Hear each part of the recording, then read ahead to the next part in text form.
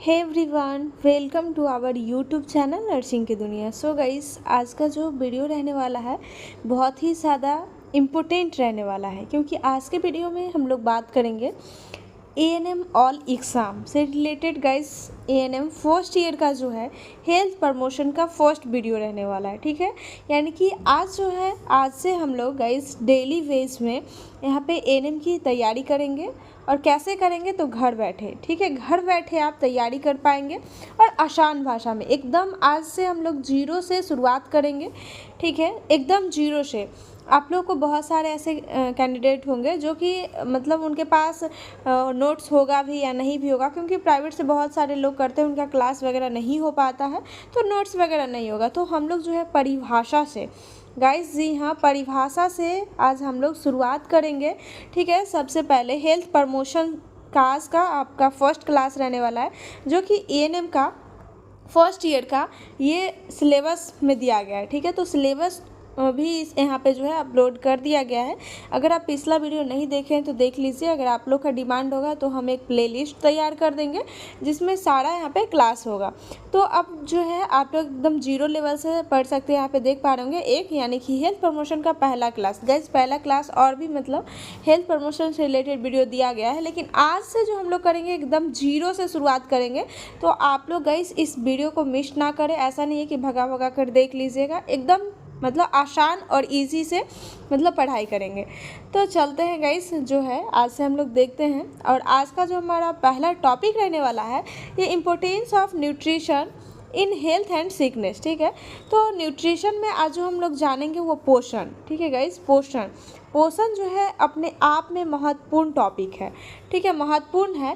क्योंकि अगर हम पोषण के बारे में पढ़ेंगे, जानेंगे, तभी तो अपने बॉडी को सही मात्रा में न्यूट्रिशन दे पाएंगे। तो चलते हैं गाइस, देखते हैं। यहाँ पे हेल्थ प्रमोशन का पहला जो है यहाँ पे चैप्टर है वो न्यूट्रिशन से रिलेटेड है। इम्पोर्टेंस क्या है हमारे बॉडी में न्यूट्रिशन का हेल्थ पे, तो वो चलते हैं, देखते हैं। तो समय को न गवाते हुए आपसे बस एक छोटी सी रिक्वेस्ट है, अगर हम मेहनत कर रहे हैं तो हमारे साथ साथ आपका भी मेहनत करना बनता है। इस वीडियो को अपने दोस्तों में शेयर करें गाइस। जैसे जैसे यहाँ पे कैंडिडेट बढ़ेंगे, पढ़ने वाले इच्छुक कैंडिडेट होंगे, तभी हमारा भी मेहनत जायज़ होगा, ठीक है। तो आप सबसे रिक्वेस्ट है कि इस चैनल को सब्सक्राइब कर ले अगर पहली बार हो तो, एंड साथ ही साथ अपने दोस्तों में भी शेयर कर दें, क्योंकि अब डेली वेज में यहाँ पे जो है वीडियो आने वाली है। ओके, तो बढ़ते हैं वीडियो की तरफ। मेरी प्यारी सिस्टर, जैसा कि हम पहले ही आप सभी को बता दिए हैं कि एएनएम की तैयारी में हम लोग जीरो से शुरुआत करने वाले हैं। जीरो से शुरुआत इन द सेंस गाइस कि हम लोग एक परिभाषा, ठीक है, एक परिभाषा से हम लोग तैयारी करेंगे। यानी कि शुरुआत जो है एक परिभाषा से करेंगे। ऐसा नहीं है कि सिर्फ ऑब्जेक्टिव क्वेश्चन ही आपको करवाया जाएगा, ठीक है। ऑब्जेक्टिव क्वेश्चन आपको टेलीग्राम पे टेस्ट के माध्यम से करवाया जाएगा। फिलहाल अभी जो है हमारी यहाँ पर जो है गाइस, हमारा जो इंटेंशन है कमज़ोर से कमज़ोर विद्यार्थियों को भी साथ लेकर चलना है, जिसमें चलते हैं, ठीक है। समय को न गवाते हुए देखते हैं न्यूट्रिशन। जैसा कि आपको पहले ही हम बता दिए, न्यूट्रिशन है आज का हमारा टॉपिक, ठीक है। और न्यूट्रिशन में भी कौन सा न्यूट्रिशन? इसेंशियल न्यूट्रिशन, ठीक है गाइस। तो चलते हैं, देखते हैं न्यूट्रिशन। तो सबसे पहले हम स्टार्ट करते हैं न्यूट्रिशन की परिभाषा, जिसमें यहाँ पे साफ तौर पे आप देख पा रहे होंगे गाइस, कॉपी और पेन लेकर के बैठे।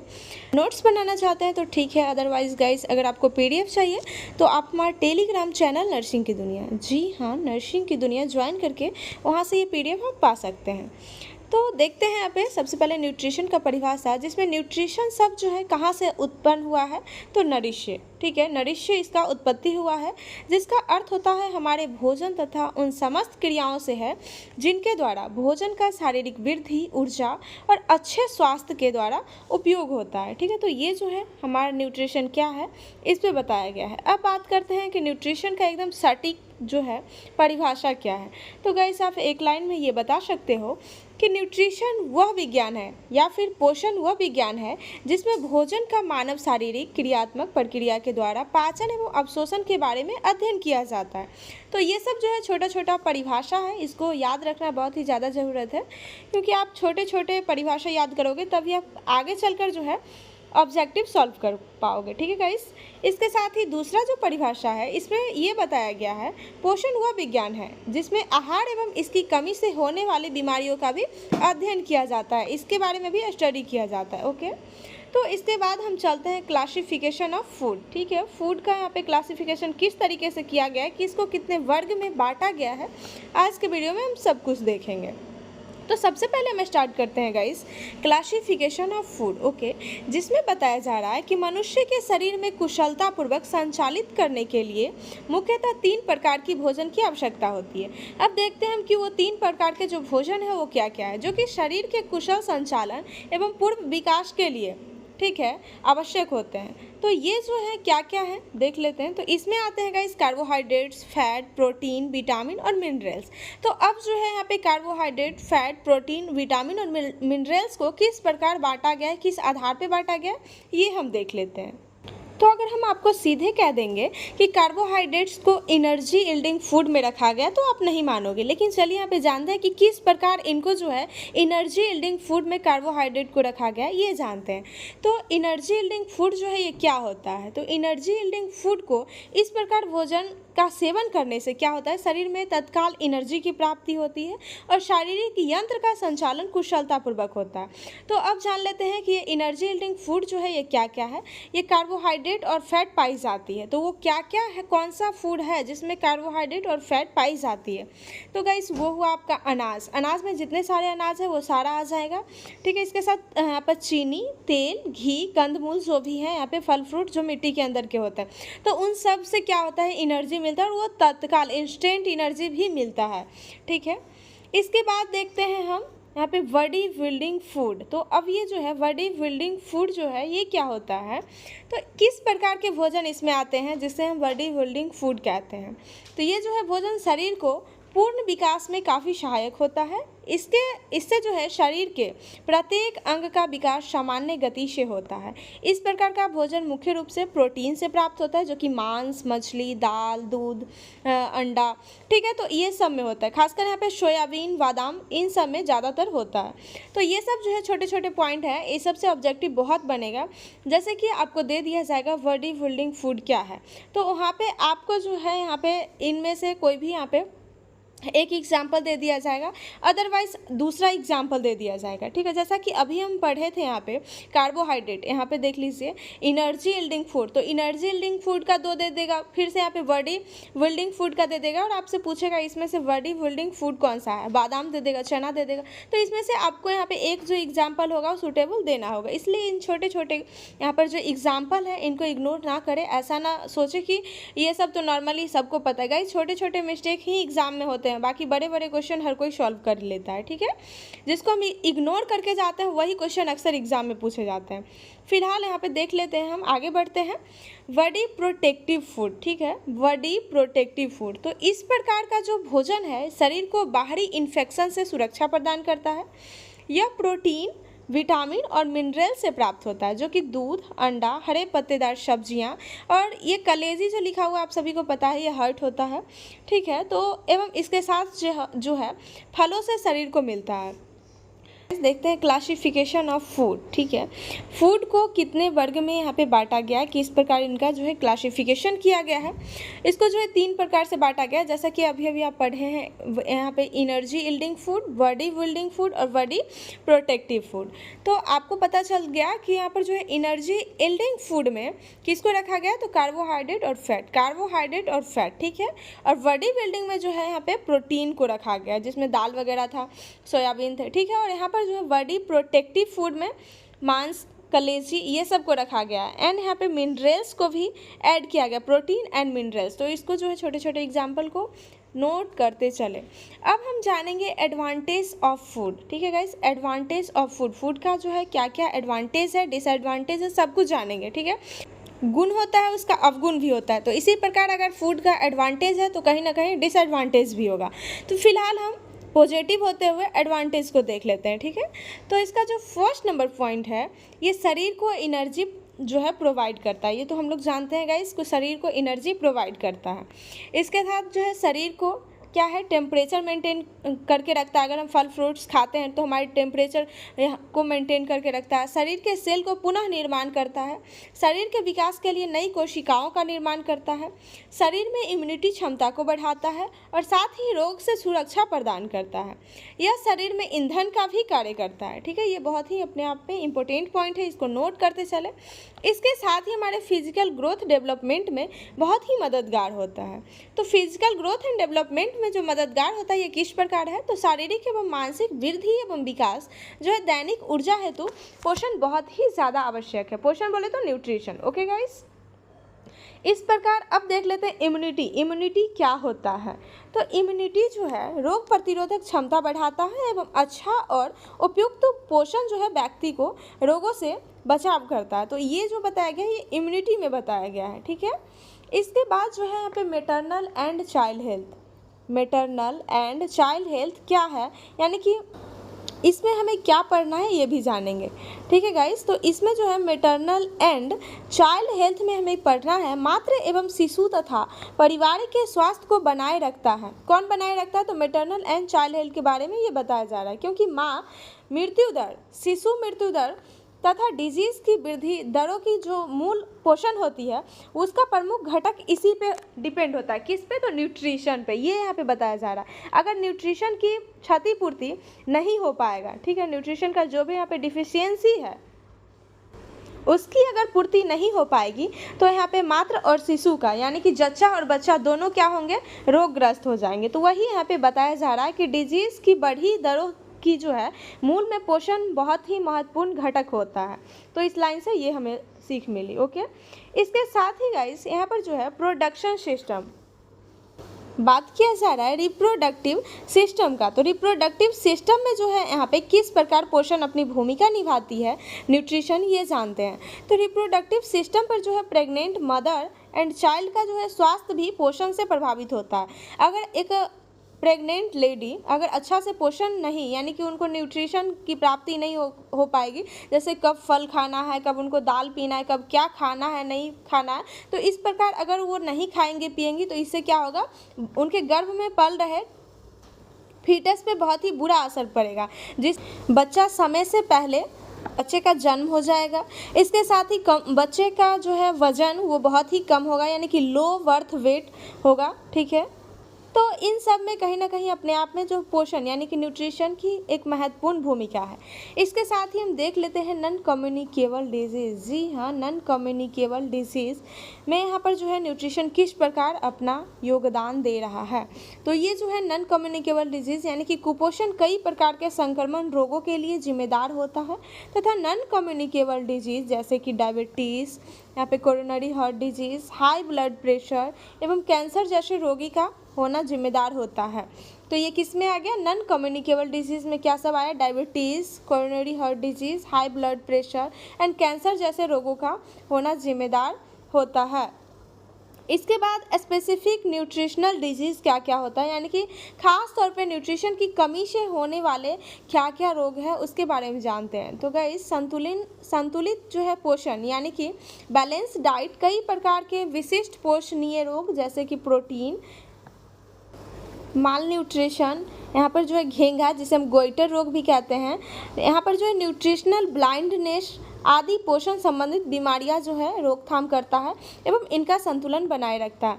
ये क्या कह रहा है यहाँ पे कि न्यूट्रिशन संबंधी जो डिजीज़ हैं उनको न्यूट्रिशन क्या करता है, मेंटेन करता है, यानी कि न्यूट्रिशन की पूर्ति नहीं होने के कारण ये सब रोग यानी कि गोइटर रोग हो गया ना, यहाँ पर जो है अगर आपके बॉडी में विटामिन ए की कमी होगी उससे क्या होगा, यहाँ पे ब्लाइंडनेस, यहाँ पे नाइट ब्लाइंडनेस जो है ये सब हो सकता है। तो इस प्रकार के जो है रोगों से बचाए रखता है, इनका संतुलन बनाए रखता है।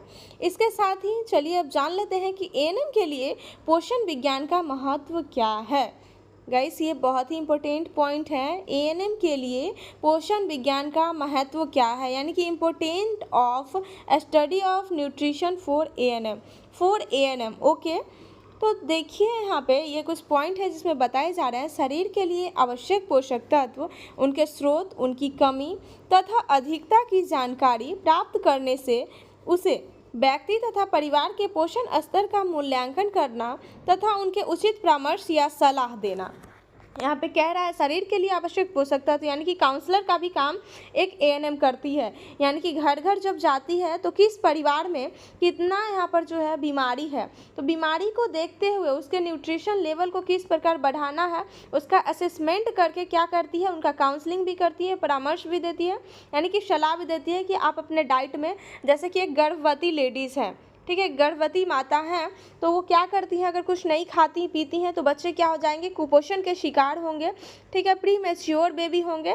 तो एक माता को एएनएम क्या करती है, सलाह देती है, परामर्श देती हैं कि आप अपने डाइट में ये सब लें, ठीक है। तो इस प्रकार important of study of nutrition for ANM आपको समझ में आ गया। उसके साथ ही यहाँ पर जो है व्यक्ति एक एक करके, ठीक है, व्यक्ति, परिवार तथा समुदाय को संतुलित भोजन तथा आहार, विशेष परिस्थितियों में आहार भोजन का संग्रहण यहाँ पर देने में आदि में क्या करते हैं, परामर्श करते हैं। गाइस आपको पता होगा कि सरकार यहाँ पर न्यूट्रिशन पे इतना जोर दे रही है, इतना जोर दे रही है कि बच्चों के लिए मिड डे मील, ठीक है, ये जो है मिड डे मील भी चला रही है, मिड डे मील भी चला रही है। और इसके बाद, इससे पहले आंगनवाड़ी, ठीक है, सबसे पहले क्या कर रही है सरकार, यहाँ पे आंगनबाड़ी में जो गर्भवती लेडीज़ हैं उनको 5 केजी, ठीक है, 5 केजी अनाज पर मंथ मिल रहा है, खिचड़ी के लिए, सोयाबीन के लिए, ठीक है, सब्जी मिल रहा है। खिचड़ी में ही मतलब चावल दाल और सोयाबीन का यहाँ पर टुकड़ा मिक्स होता है, वो खिचड़ी हो गया, जो कि बहुत ही ज़्यादा एक गर्भवती लेडीज़ के लिए लाभदायक है, फ़ायदेमंद है। जैसे ही बच्चे जन्म लेते हैं फिर उनको रुपया मिलता है, ताकि उस पैसे से 5,000 6,000 रुपये से वो अच्छे से खा पी सके।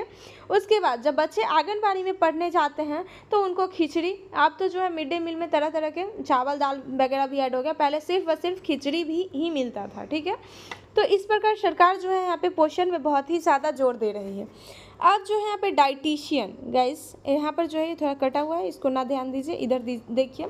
डाइटिशियन जो होता है वो भोजन के सिद्धांतों तथा रोग अवस्था, पोषण देने संबंधी कुशलता का विराम करने में मदद मिलती है, ठीक है। तो ये किसका काम होता है, तो ये एक डाइटिशियन का काम होता है, यानी कि कब उनको जो है रोग की अवस्था में क्या पोषण देना है उसके संबंधी, और कब जो है कितना न्यूट्रिशन किसको खाना है। ऐसा नहीं है कि एक प्रेग्नेंट लेडीज़ को खाना ही खाना है, अगर खिचड़ी ही खाना है तो वो तीनों चारों टाइम सिर्फ खिचड़ी खाएंगी। तो ऐसे में भी बैलेंस डाइट का मतलब है कि हर चीज़ का मात्रा लेना, शाक सब्जी, मतलब हर चीज़ का आपका बना रहे, बैलेंस बना रहे, ठीक है। तो ये भी बताती है, कौन बताती है, तो एक डाइटिशियन बताती है। दूसरा पॉइंट जो है, समुदाय तथा रोगियों को पोषण शिक्षा प्रदान करने में, कुशलता का विकास करने में सहायता मिलती है। कौन, तो ये डाइटिशियन करती है। ये यहाँ पर जो है कम्युनिटी में भी रोगी जो भी होते हैं उनको पोषण संबंधी शिक्षा प्रदान करने में, कुशलता का विकास करने में सहायता मिलती है। ये जो है वहाँ पे मदद करते हैं कम्युनिटी में जा कर के भी कि आप ये खाइए, सेम बात हो गया, ठीक है। इसके साथ ही रोगी तथा चिकित्सक के यहाँ पर जो है मध्य जो संपर्क परस्पर जो सूत्र की भूमिका निभाने में सहायता होती है। अगर हॉस्पिटल में डाइटिशियन है, अच्छे हॉस्पिटल में गाइस डाइटिशियन होते हैं, जो कि अगर यहाँ पर जो है रोगी तथा चिकित्सक अगर वो डॉक्टर से दिखाने आते हैं, उनके मध्य संपर्क परस्पर सूत्र की भूमिका निभाने में, मतलब यहाँ पर जो है जैसे ही वो दिखा के जाते हैं तो उनको किस वजह से, मतलब कौन से न्यूट्रिशन के किस भाग की वजह से उनको जो है कौन सा बीमारी हुआ है, तो वो भी यहाँ पर जो है परस्पर एक कम्युनिकेशन करके बताती हैं पेशेंट को, काउंसलिंग करती है कि आप ये खाइए, ऐसे ठीक हो जाएगा, कितनी मात्रा में खाना है, कितने बार खाना है, सब बताती हैं। कौन बताती है, तो फिर से वही डाइटिशियन बताती हैं। तो इनको ध्यान में रखना है। व्यक्ति तथा परिवार का पोषण स्तर का मूल्यांकन कर उनके धार्मिक रीति रिवाज, पसंद नापसंद तथा उपलब्धता के आधार पर जो है उनके उपलब्ध कराने में सहायता होती है।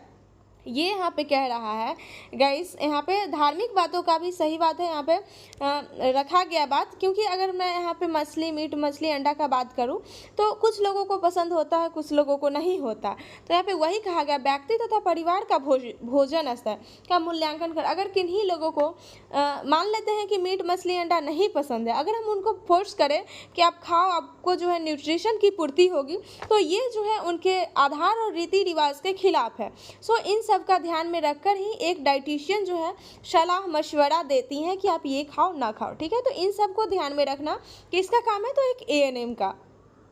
इसके बाद जो है यहाँ पे ये भी बताया जा रहा है कि भोजन संग्रहण करने के आधार पर प्राणियों को 3 वर्ग में बांटा गया है। ये सभी को पता है, हम लोग बचपन से पढ़ते आ रहे हैं, शाकाहारी, मांसाहारी और शाकाहारी प्लस मांसाहारी यानी कि सर्वाहारी।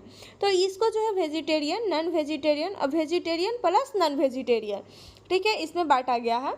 तो वेजिटेरियन में जो है गाइस क्या क्या आता है यहाँ पे कि वेजिटेरियन नॉन वेजिटेरियन क्या होता है हमें पता है कि आप सभी को पता है, लेकिन ध्यानपूर्वक आप सुनेंगे क्योंकि हमें पहले ही हम बता दिए कि 0 से तैयारी करेंगे, ठीक है। तो अच्छे से देखेंगे क्या क्या पॉइंट है, सारा आपको अच्छे से नोट्स बनाना है, तो ऐसा ना हो कि ये पॉइंट आपका छूट जाए। सो इसीलिए मैं इसको भी कवर करना चाहती हूँ। वेजिटेरियन तो इसमें जो है ऐसे प्राणी जिनके द्वारा बॉडी आवश्यकताओं को पूरा करने के लिए एनर्जी मटेरियल से प्राप्त फूड ही खाते हैं, जैसे कि हरे पत्तेदार सब्जियां, फल, अनाज, बीज आदि से प्राप्त होती है, जो कि वेजिटेरियन कहलाते हैं। और ये कौन खाते हैं, तो काव, गॉट और यहाँ पर जो है इसमें मानव भी आते हैं, ठीक है, यानी कि ह्यूमन बींग्स को भी इसमें रखा गया है, ऐसा नहीं है, ठीक है। अब देख लेते हैं नॉन वेजिटेरियन, ठीक है गाइस। नॉन वेजिटेरियन में सभी को पता है कि ये टाइगर और लायन जो होते हैं ये नॉन वेजिटेरियन है, ऐसे जीव जो दूसरे जानवरों को खाकर अपना पेट भरते हैं, जो कि नॉन वेजिटेरियन कहलाते हैं, ठीक है। इसके साथ ही यहाँ पर जो है वेजिटेरियन प्लस नॉन वेजिटेरियन यानी कि शाकाहारी प्लस मांसाहारी यानी कि सर्वाहारी, जो सब कुछ खाते हैं। ऐसे जीव जो शाकाहारी और मांसाहारी दोनों टाइप के फूड खाते हैं उसे जो है यहाँ पे सर्वाहारी यानी कि वेजिटेरियन प्लस नॉन वेजिटेरियन कहलाते हैं। इसमें पूर्ण रूप से ह्यूमन को रखा गया है। गाइस बहुत सारे ह्यूमन जो है शाकाहारी भी होते हैं, लेकिन वो हरे पत्तेदार सिर्फ यहाँ पर जो है साग सब्जी खाकर नहीं रहते हैं और भी कुछ इंक्लूड करते हैं, इसलिए उनको जो है खास तौर पर सर्वाहारी में रखा गया है। इसके साथ जो है कैट, डॉग यानी कुत्ता, बिल्ली सब कुछ जो है ये सर्वाहारी होते हैं। अब चलते हैं, कुछ नोट पॉइंट है इसको देख लेते हैं, जिसमें भोजन के रूप में आवश्यक कई न्यूट्रिशनल का सेवन किया जाता है, उन्हें फूड न्यूट्रिएंट्स कहा जाता है। यानी कि भोजन के तो क्या क्या है ये देख लेते हैं, कौन सा जो है फूड न्यूट्रिशन में क्या क्या आता है।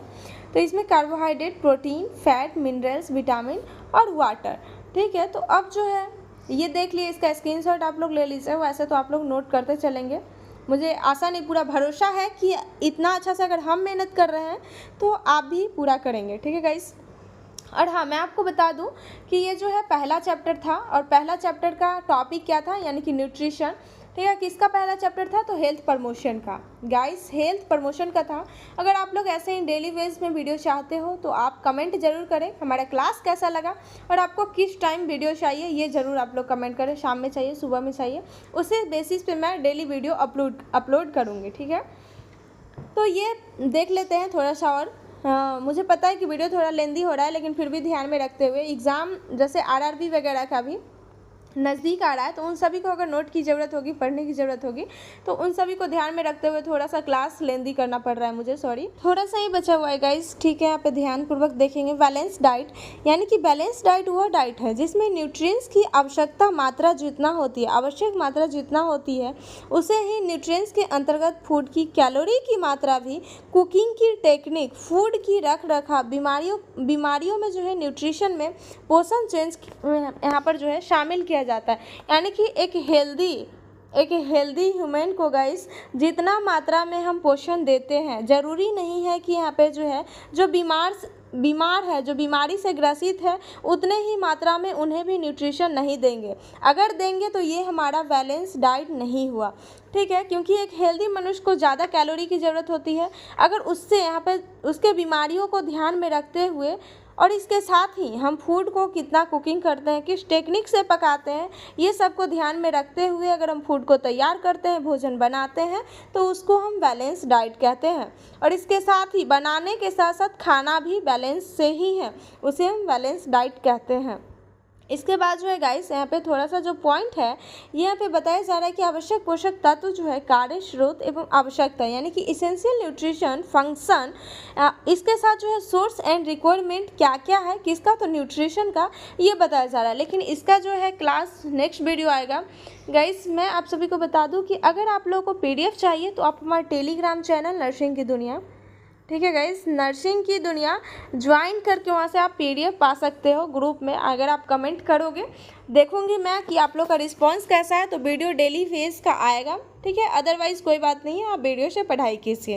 और रही बात है यहाँ पे टेस्ट सीरीज़ वगैरह का, तो आप लोग अच्छे से अभी बने रहिए, जुड़िए, अपने दोस्तों में शेयर कीजिए। फिर टेस्ट सीरीज़ वगैरह भी स्टार्ट किया जाएगा। फिलहाल तो अभी डेली बेस में जो है न्यूट्रिशन का, ठीक है, हेल्थ प्रमोशन का डेली बेस में वीडियो आएगा।